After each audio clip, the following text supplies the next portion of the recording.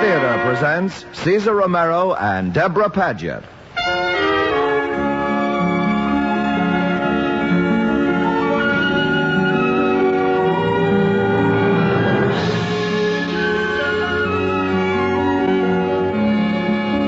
From Hollywood, the Mutual Network, in cooperation with Family Theater, presents Integrity, starring Cesar Romero. And now, here is your hostess, Deborah Paget.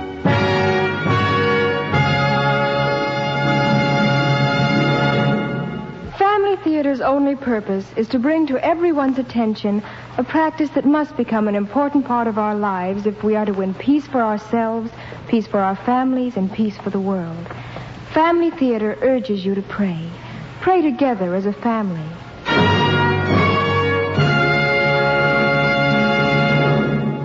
And now to our transcribed drama, Integrity, starring Cesar Romero as Jerry.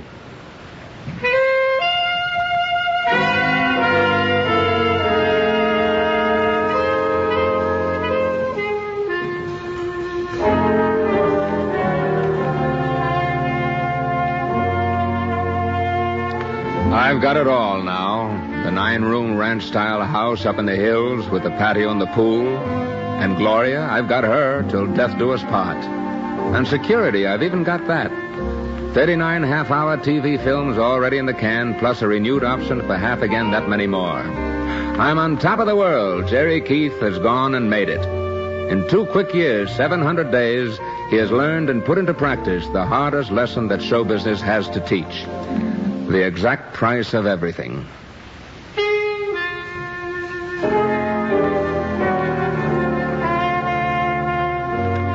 Two years. I can tell you why it doesn't even seem that long. Because out here in Hollywood, there are no seasons. It rains some during the winter, but the rest of the year it's mostly hazy in the morning and sunny in the afternoon. So you lose track of time. For example, it was gray and overcast that morning I climbed down from the New York plane at International 3 Septembers ago. But a few hours later, when his secretary ushered me into Mr. Larry Law's office, a bright sun was blazing in through the picture window behind him. Well, come in, Mr. Keith, come in. Mr. Law? Larry. I'm glad to know you. That's Joe Shanley on the couch. Pleasure. How do you do? And this, of course, is... Oh, I recognize him. It's nice to hear that, Mr. Keith. Clem Clayton, the greatest comedian the silent screen has ever produced. How do you do, sir? Pretty good if someone your age remembers me. They're all going to remember you, Clem. Take our word for it, like Dad used to say, the writing is on the wall. Well, I certainly hope so, Larry. Getting back into harness, not that I really need the money, but, well, it'll be a big thrill. Whether you need it or not, Clem, the money is going to be there. What do you think, Mr. Keith? Jerry. Jerry. Think an old warhorse like me can make the folks laugh again on television? Laurel and Hardy, you doing it? Andy Chase. I don't see why not, Mr. Clayton. Clem. Clem, after all, funny is funny. 25 years ago, or right now, a gag is a gag. Remember that 2-reeler you made for Dad back in 29, the paper hanger? Oh, Larry! Ageless. Today, on 800 stations, that film would sweep the field. People just think they're watching comedy on TV these days. Clem, they're watching things you did 25 years ago. And still laughing their heads off. Dad used to say... What do you think, Jerry? You're going to have to write this series. Can I still be funny? Well, there's no doubt in my mind. Of course, things have changed a little. Television's not purely a visual medium. Well, it's nothing but visual. Well, I disagree, Joe. Listen, a gag is a gag. Sure, but it can't be nothing but custard pies. Don't knock custard pies. They've pulled a lot of laughs. You know what Dad used to say, Clem? When in doubt, bring up the pastry truck. Joe, I think we ought to get Mr. Keith's feeling on the direction he thinks the show should take. After all, I realize that comedy styles have changed. That doesn't mean they've changed for the better. My own feeling, Clem, is that we should try to think, how would Dad do this if he were here? So I put myself in his shoes. Oh, Larry, that's impossible. What do you mean? I mean, it's impossible to anticipate what a creative man like your father would have done in a situation like this. I knew him for 25 years, and I wouldn't even attempt it. Oh. But if he brought a writer all the way out from New York at the salary you're paying Mr. Keith, I'm sure he'd at least listen to him. Well, I'm always willing to pick someone else's brains, especially when they're on my payroll. Go ahead, Jerry.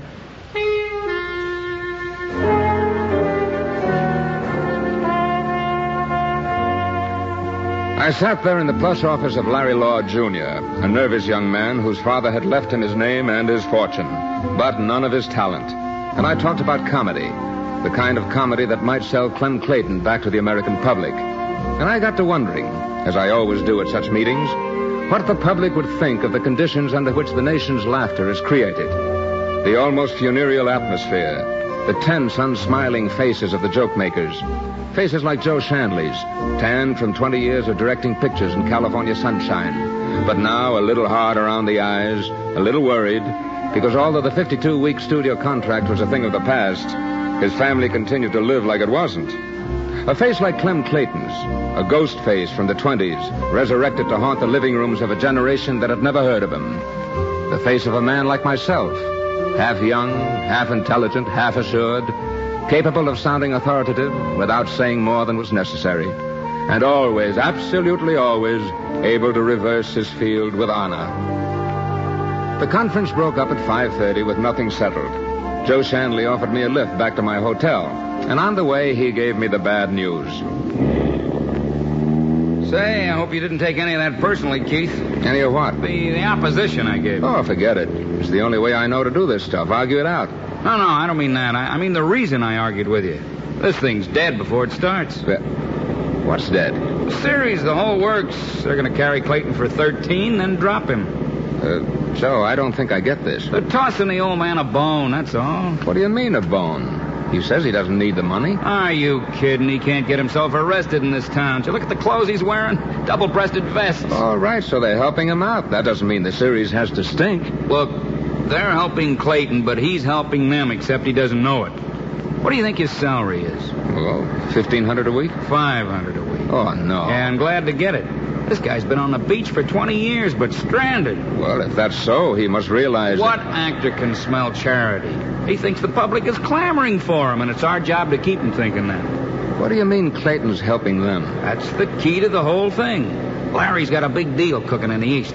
Junior? Yeah, he's not as stupid as he sounds. And he couldn't be. Now, this deal is with a name comedian, very big.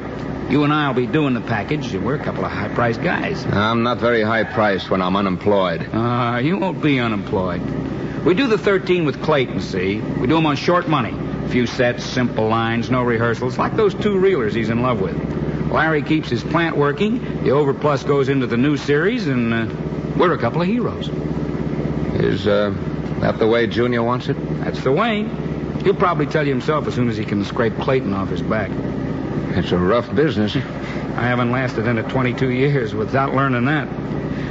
Say, did you bring your family out from the East with you? No, I'm not married. Well, and how about going out to the house for dinner? Take a swim? Oh, thanks, Joe, but I've got a friend I want to get in touch with tonight. Lady friend? Yeah, we used to be engaged. She's an actress. Maybe I know her. Gloria Walters. Walters? No. Used to know a cutter by that name over at Fox. No, she doesn't have any family out here. I don't seem to place her. Where'd she work? Well, for all I know, the Five and Dime. I haven't heard from her in more than a year. All cooled off, huh? I don't know. Maybe she has.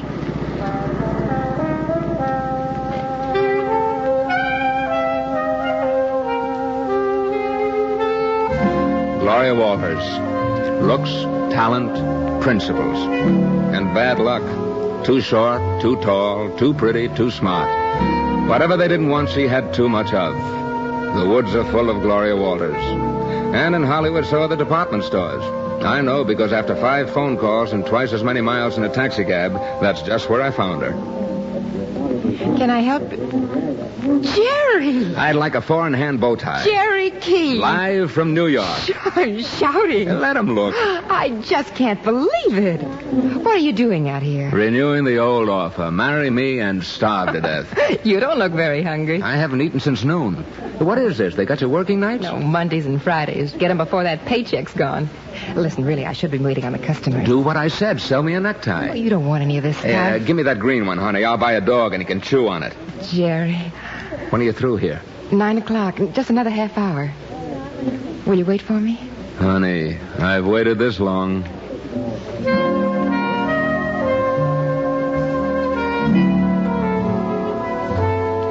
It was the same old Gloria, smart and sweet and wide awake.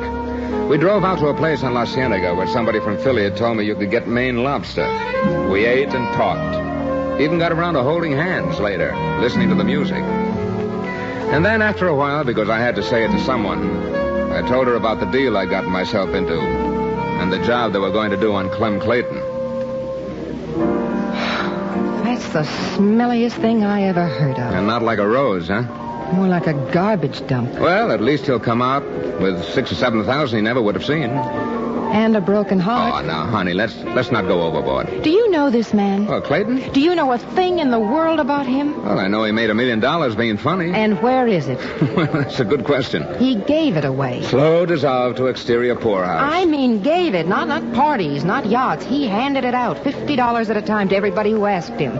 Softest touch in the business? Well, he was. Okay, so he was. What do you want me to do? Go around with a hat for him, throw a benefit? Oh, Jerry, when you talk like this... Yeah, when I talk like this, it's 3 years ago. You don't have to shout. 3 years ago, I took your advice then, and what happened? Jerry, if you don't lower your voice, I'm going to get up and walk right out of here. All right. Clayton is broke, and Junior's pitching him a curve. But why is Clayton broke?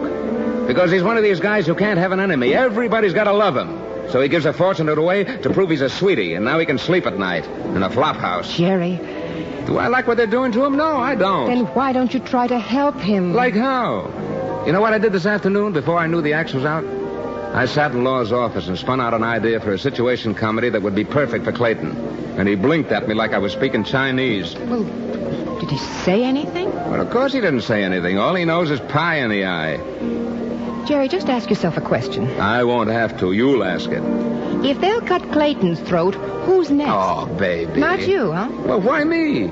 Because you'll be tied to this turkey. You think not? Look, I've explained to you. Oh, sure you have. You've explained. But when this mess flashes on the TV screen, it won't say, written badly by Jerry Keith because he's saving his good material for next fall. Look. Look. It'll say, written by Jerry Keith. Period. I've tried to tell you. Sure. Joe Shanley says this, he says that, he says anything that'll put a smile on your face. I just met the man. If you're going to be cold-blooded, at least do it for your own benefit. I am not cold-blooded. I have asked you not to shout. Listen, I love you, and I'll shout when I feel like Not it. in front of me, you won't. Take me home. Oh, Gloria. You just said it. This is 3 years ago. Take me home.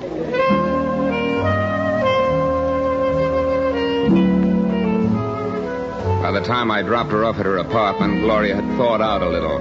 The war wasn't over, but at least negotiations were underway for a truce, and we'd made a tentative date for lunch the next day. It was a few minutes before midnight when I got back to my hotel and found the message from Clem Clayton. He wanted to see me. It was very important. He was sorry I couldn't reach him by phone, but his place was just a few blocks away on Franklin, and he'd be glad to pay my cab fare. No matter how late it was, please stop by. I hope you'll forgive me bringing you out at this hour, Jerry. Well, nothing to forgive. Sit down. Thanks. I wish I had some refreshment to offer No, you. no. But my landlady's mighty strict on me. Not at all. I couldn't use it. That's why I wasn't able to have you call me back from the hotel. Huh? She's got a house rule. No incoming calls on the payphone after 11. Wakes the other boarders. Oh. So I sure appreciate your coming over. My pleasure. What can I do for you, Clem? Well, it's about the show. I'm a little worried. What about? I've been thinking about the idea you had, the one you talked about in Larry's office this afternoon, making it a comedy of character, real people, you know. I had the feeling you didn't care much for it.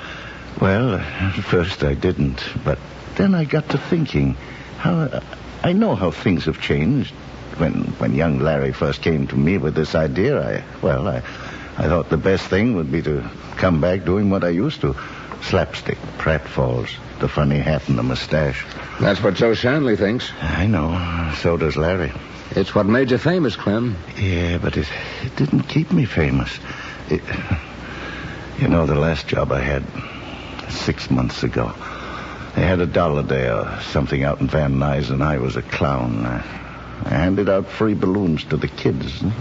Some kind of advertising on the balloons. Oh.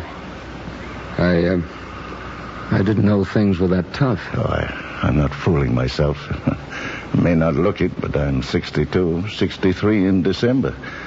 This series is going to be the last chance I'll get. It's got to be good. Clem, that's why I wanted to talk to you. I think your idea is right.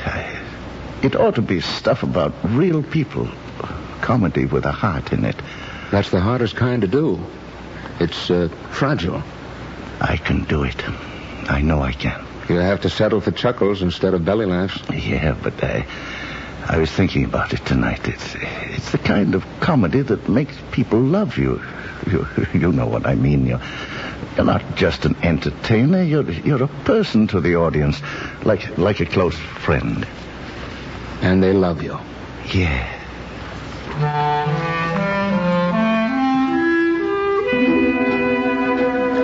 By 10 o'clock the next morning, I was waiting in Junior's outer office at the studio. But it was another half hour before I got in to see him, and he was full of charming apologies. I'm awfully sorry, kid. I've been tied up on this phone. Forget it. What can I do for you? I thought we ought to have a little talk about this Clayton thing. Well, you know there's a story conference scheduled for 2 this afternoon. No, I mean a private chat, just you and me.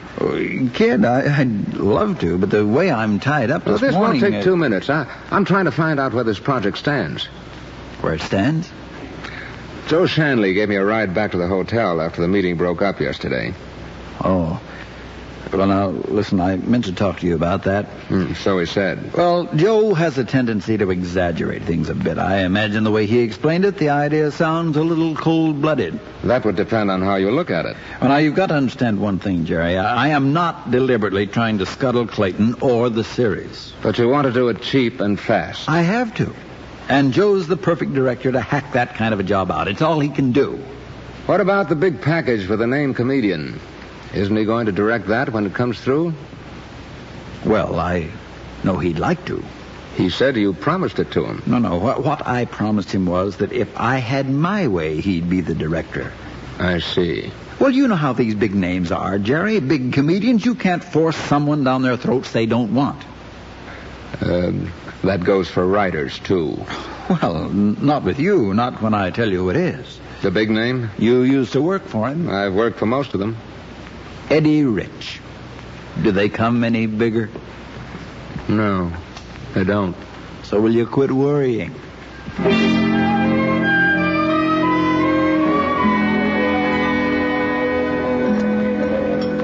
Sure you won't have some ice cream or something? No, I'm stuffed. Say, I've been wanting to say this ever since we sat down.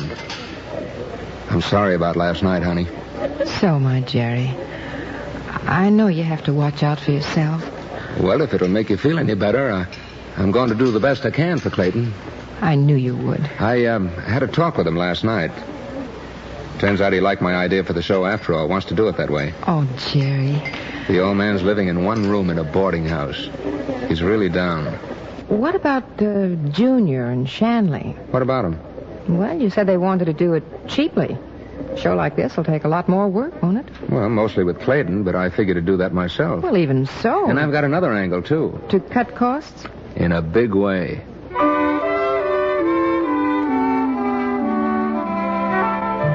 The story conference with Junior and Shanley was set for 2 o'clock. I got back to the studio at a little after 1 and called Clayton at his boarding house. I told him exactly what the situation was, and that he should arrive at the meeting at half an hour late. If I hadn't licked Shanley by then, I wasn't going to. When I hung up, it was 1:15. I sat down at the typewriter. At 3 minutes past 2, I pulled the 4th sheet out of the machine and ran down the corridor to Junior's office. The stuff wasn't poetry, but it'd do. For what I had in mind, it would do handsomely.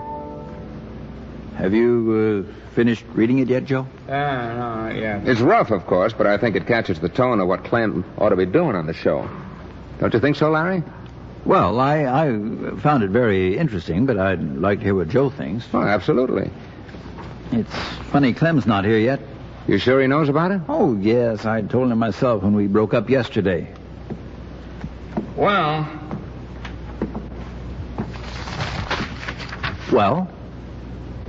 No offense, Jerry, but it just, well, doesn't hit me.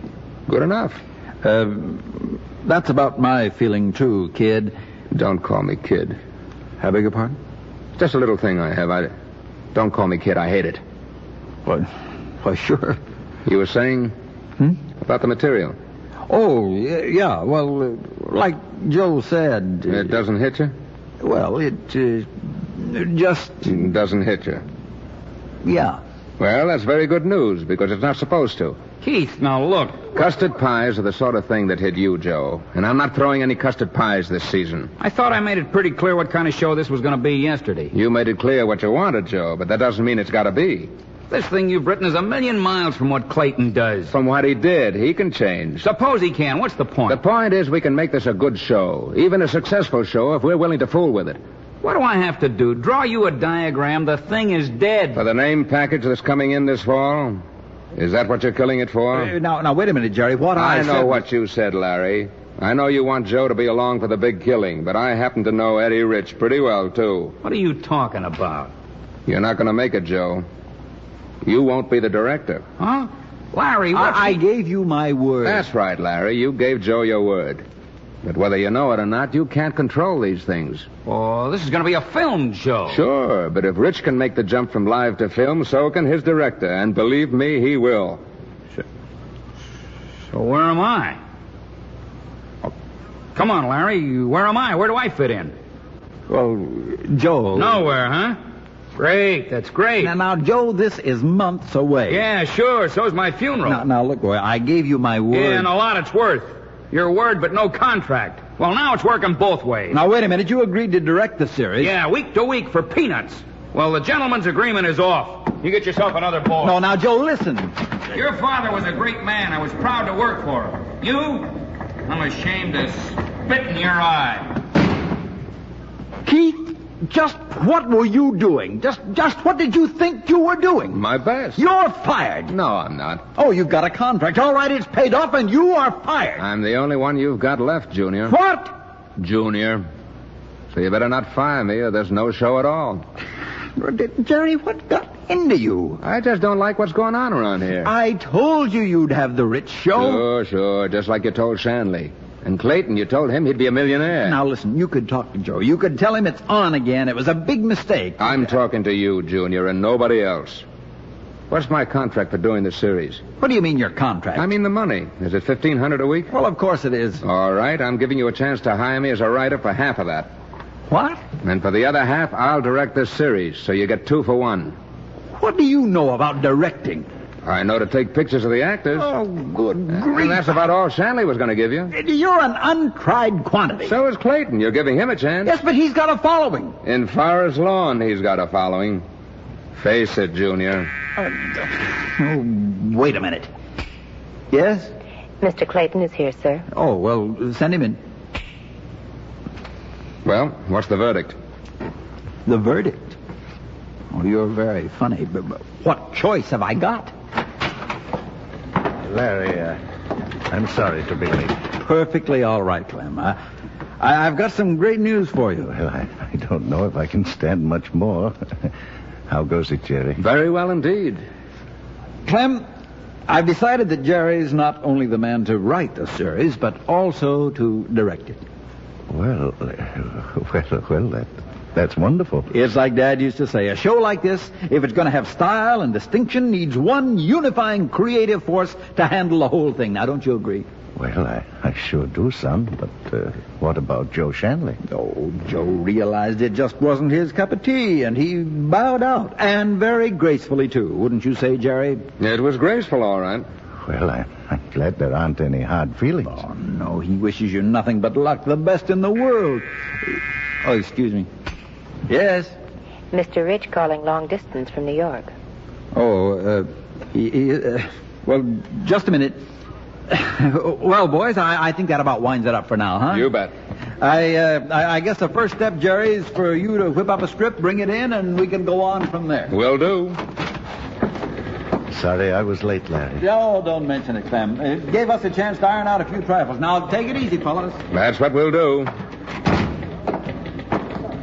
Well, it looks like you brought it off, son. I think so.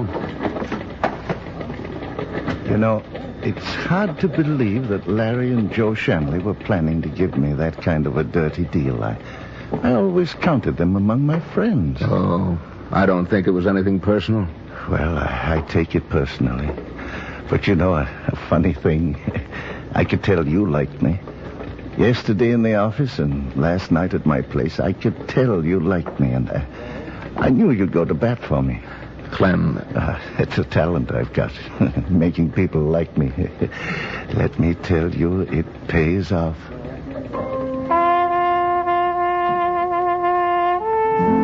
That night, I put the cap on the success story. Because of the way my luck had been running for the last 24 hours, I stopped by a jewelry store in Hollywood on the way to pick up Gloria for dinner. And later that evening, when I asked her the same old question and she finally said yes, I had the ring right in my pocket. But you can't go around marrying people under false pretenses. So on the way home, I steered the conversation around to a subject that would let her know exactly what she was getting. Jerry, I'm so proud of you. You shouldn't be. You helped that old man. I knew you would. I helped myself. You know who the big-name comedian was? I thought you didn't know. I didn't until 11 o'clock this morning. Eddie Rich. The guy who fired me 3 years ago because you convinced me I should stand up to him. You still want to keep the ring? Do you want it back? No. But you ought to reconcile yourself to who I am. All right. Who are you? A guy who occasionally does the right thing, but always for the wrong reasons. I wouldn't have much self-respect if I believed that, Jerry. No? How could I? If I'm one of the reasons.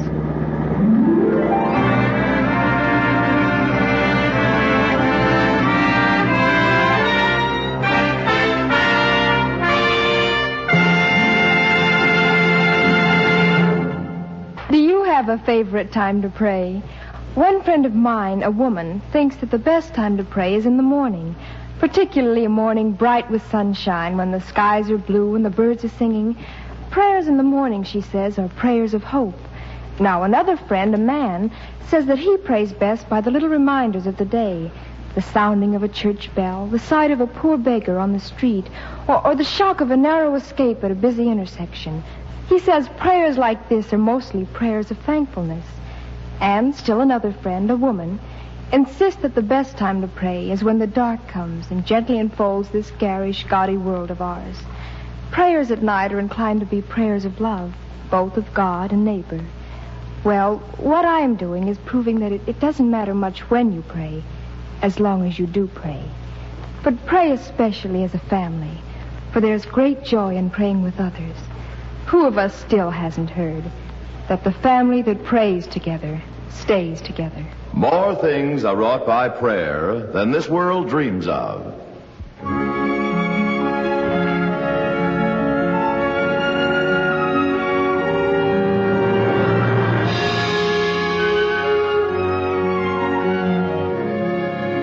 From Hollywood, Family Theater has brought you transcribed Integrity, starring Cesar Romero.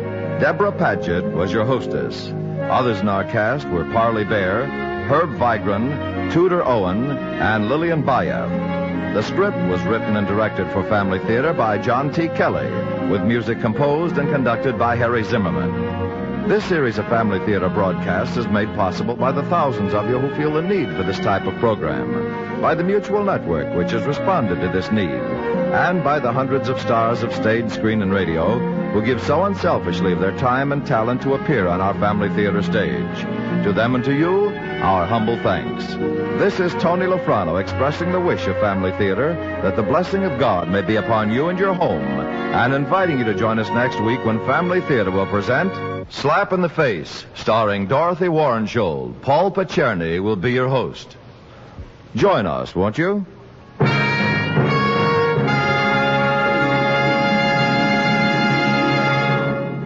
Family Theater is broadcast throughout the world and originates in the Hollywood studios of the world's largest network. This is Mutual, the radio network for all America.